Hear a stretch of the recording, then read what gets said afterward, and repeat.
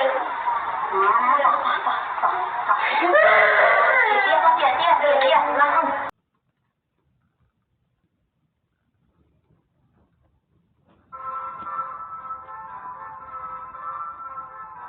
the bombings of Nagasaki and Hiroshima, Japan has been protected against invading monsters by a legacy of giant warriors.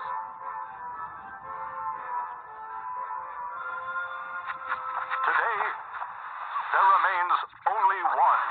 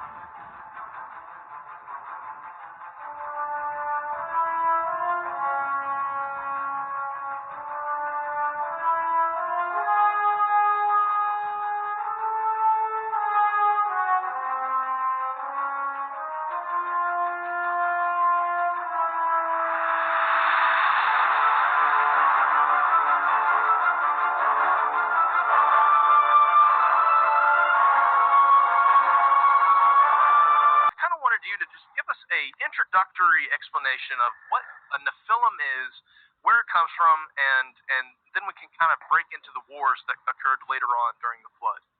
Sure. So the giants show up before the flood, and that's where we first encounter the term Nephilim, or Nephilim, depending on how you want to pronounce that. And it only shows up 3 times in the Old Testament in Hebrew.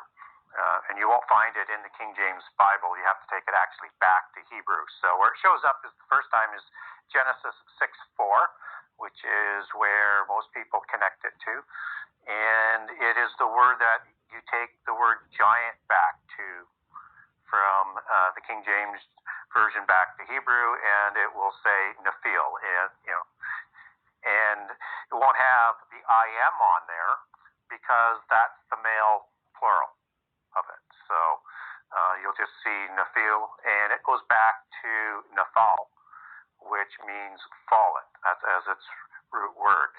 So a lot of people confuse fallen ones as being the fallen angels being Nephilim because they connect the two dots there. But clearly it's the sons of God who go to the daughters of human females to produce the offspring which become the giants or the Nephilim. So it can't be one of, they can't be both, right? And we know from an Old Testament perspective, and we won't deliberate on this for very long, that the sons of God, as they're depicted in Job 1:6, 2:1, 30, 36, 37, 4-7, if I've got it right, are basically the sons of God. And these are the Ben Elohim, and you also have them, and these are the angels that are being depicted because they're presenting themselves before the throne of God. And you also have Psalm 82, where you have the council of the gods. And when you have the children of the gods, or the children of the Most High, I should say, in the Psalms, that goes back to Ben Elohim as well. So you get the understanding very quickly from an Old Testament perspective, and we could do a whole show just on this subject, but just to quickly give some validity to an Old Testament understanding that, and a literal understanding that angels, who are also, part of the host of heaven, and the morning stars, which is a circular argument of verses all underlining that they're the same beings, different classes of beings, go to the human females, and they're likely the seraphim angels, which are the watchers. But at any rate, they produce this hybrid offspring of humans and angelic beings. And so the next time we see the word Nephilim, we see them in Numbers 13:33, and it's used twice for the descendants of Anak when they're talking about giants. And again, that will go back to the word Nephilim. And the Israelites describe themselves like grasshoppers or insects in comparison, and this comes from the spies who are sent into the land of milk and honey, the promised land, by Moses, to scout out taking this land. And they come back and they tell these terrible stories about these fierce warriors and giants and the tall cities, and this is not going to be easy. They're afraid of actually taking this on, and that's one of the reasons they need to go into the desert for 40 years. And so all the other words that when you see giant in the Old Testament go back to the word Rapha or Rephaim, which is the common term used for these giants after the flood.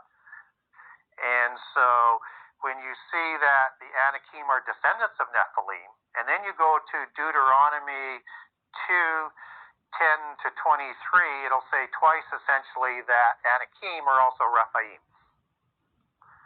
So we understand there's a direct connection between all the other uses of the word giant in the King James Version and the word Anakim and Rephaim, that they are actually connected back to Nephilim. Now, whether or not they're actually, as Numbers would say, a direct descendant of Nephilim, or they are another recreation of the same type of being after the flood, we're not really told.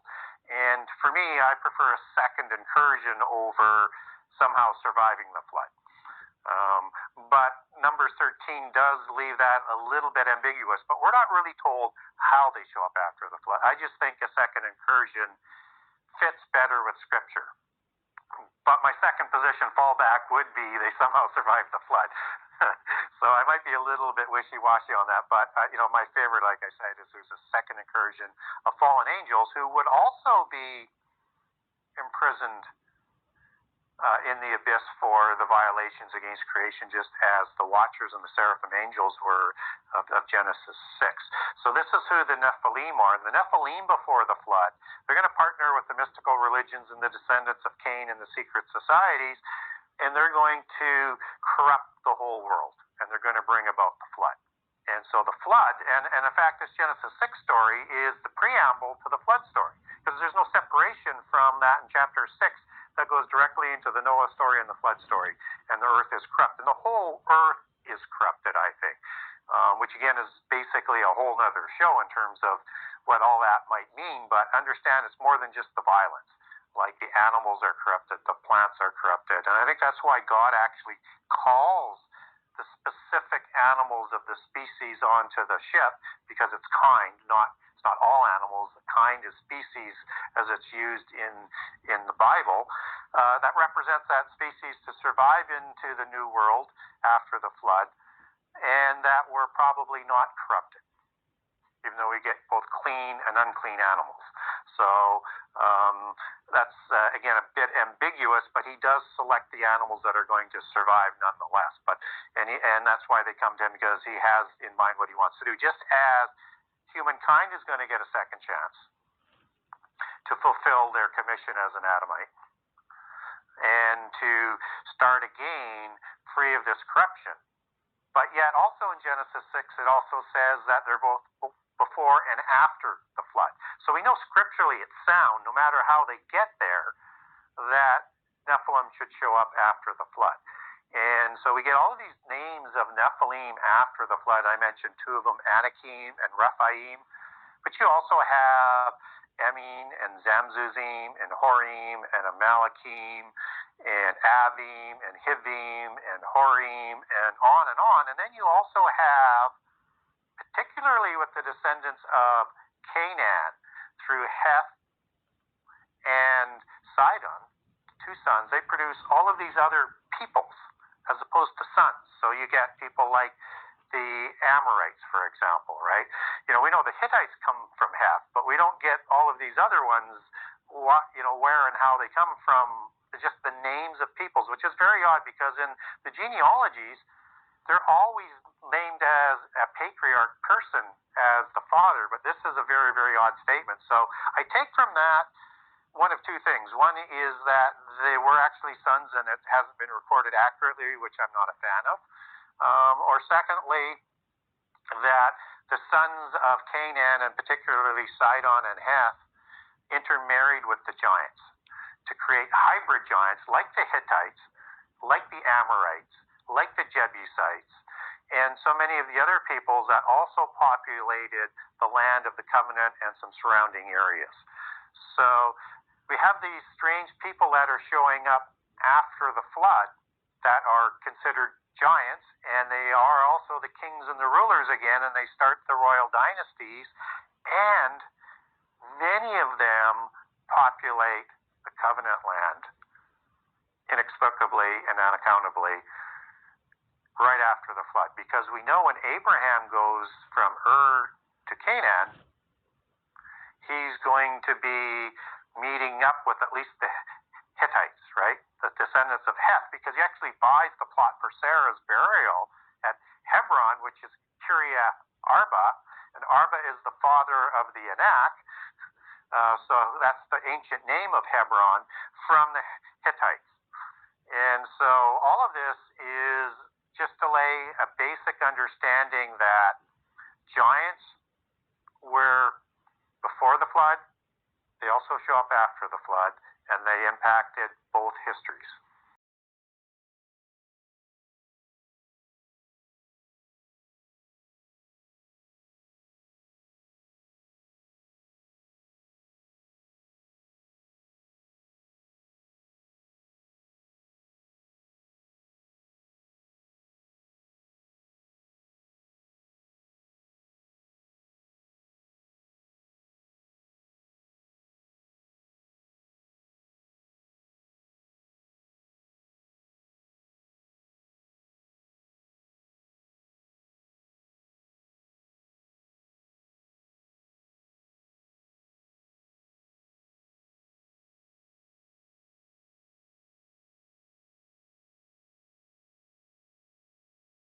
but there's so much more in his book. It's just phenomenal. And one of the things that we didn't actually get into as much as I would like to, and which I think is going to be fascinating to all of you, is the different bloodlines and the fairy and dragon royal bloodlines, and the fact that fairies, gnomes, and elves are very present. So without that, I could probably go on introducing him for the whole darn 2 hours. Gary, welcome to the show.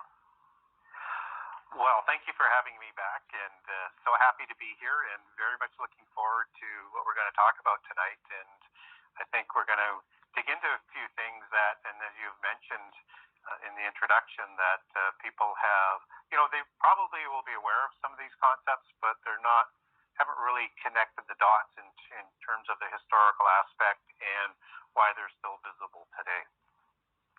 Well, I think one of the important things is the bloodlines, and of course, there's the Templar things with getting the bloodlines of Christ and all of that, but even more importantly, going back before that time to the beginning, where the element of bloodlines came in, and how it was at the very beginning with those bloodlines that we end up with all our secret societies and all of the other stuff that's going on now. So we have to go back before the flood and talk about the bloodlines that started out at the very beginning.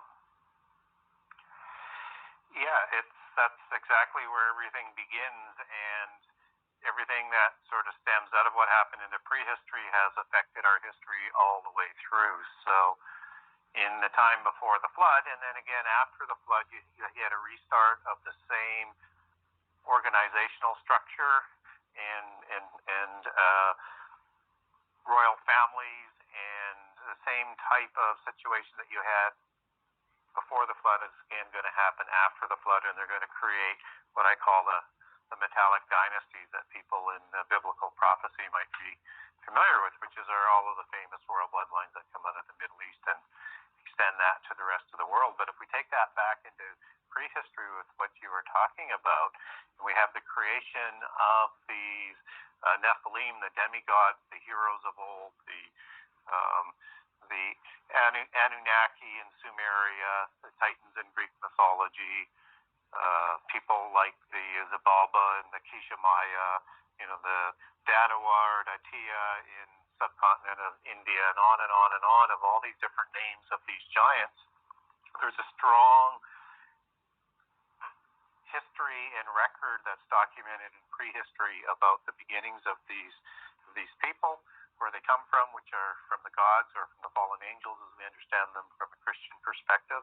That's recorded in Genesis 6, and it's the same creation method in terms of gods or fallen angels mating with human females and creating these demigods, the heroes of old, the mighty ones that are going to rule the kingdoms of the antediluvian world, however many that there were. Some people say 1, some people say 4, some people say 7, 9, and even more. But however many there were, these were the rulers of those ancient civilizations. And these are the same bloodlines or recreations of those people, depending on which perspective you're coming from on how giants show up after the flood, that take over the different civilizations and the kingships and the bloodlines after the flood. And what's interesting is they have a common sort of imagery and iconology that exists along with the royal families and the kingships and the gods that they worshipped, and understanding that these gods are probably the same gods in every pantheon around the world. They just have different vernacular names because they all have very much similar type of roles and similar types of numbers in the parent god level and in the secondary god level. And so we seem to have this consistency in prehistory all around the world.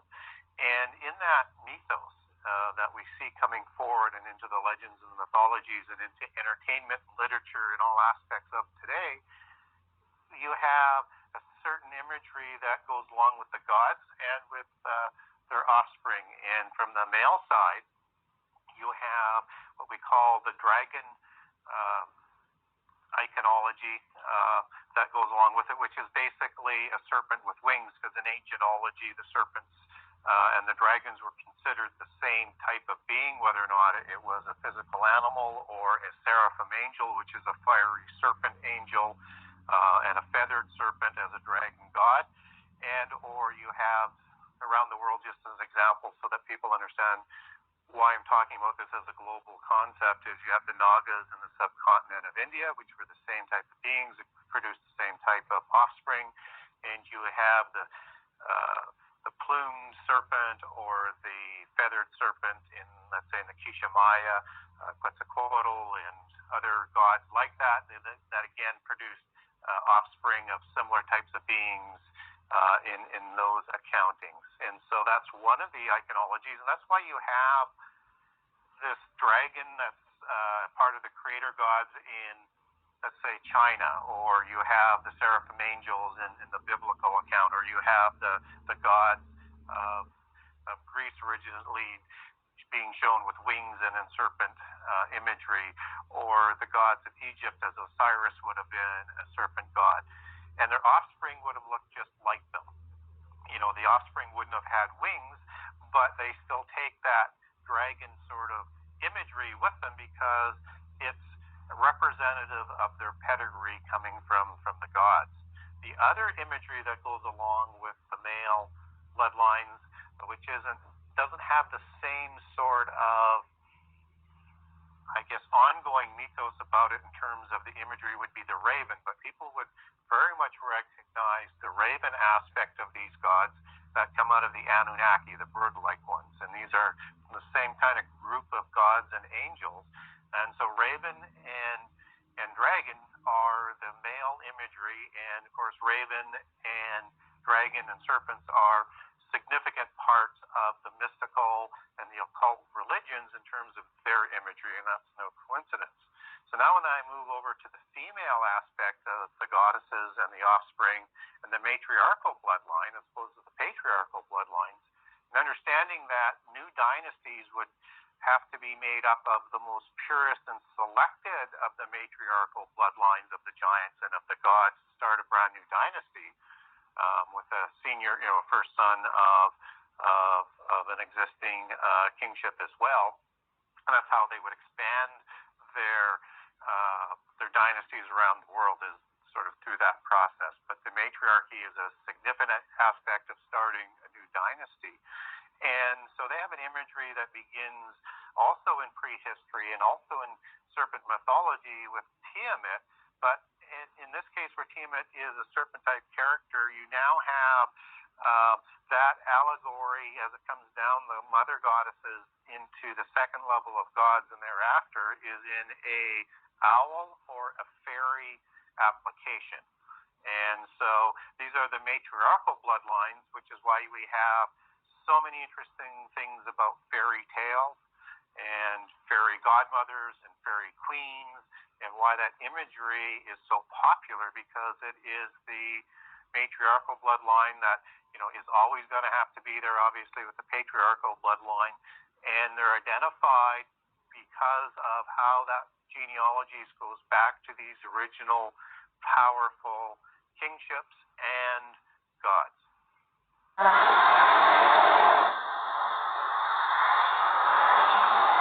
¿Estás viendo esto?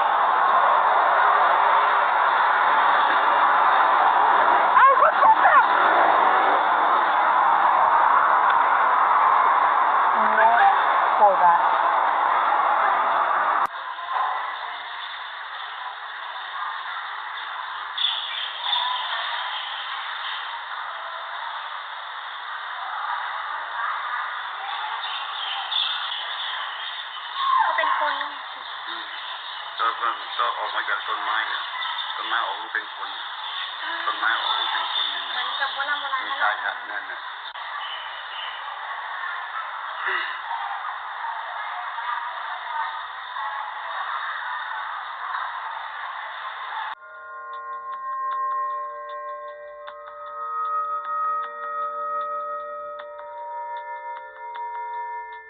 ¿Ya lo viste tú de cerca? ¿Cómo tiene las alas atrás en la espalda? Se ve así como su cabeza. Ajá. Pero se ve que tiene como antenita. Acércate más. Sí se ve bien. Así ya le puse el zoom. Si la agarro, ¿qué pasa? Pero si la agarra se muere, ¿no?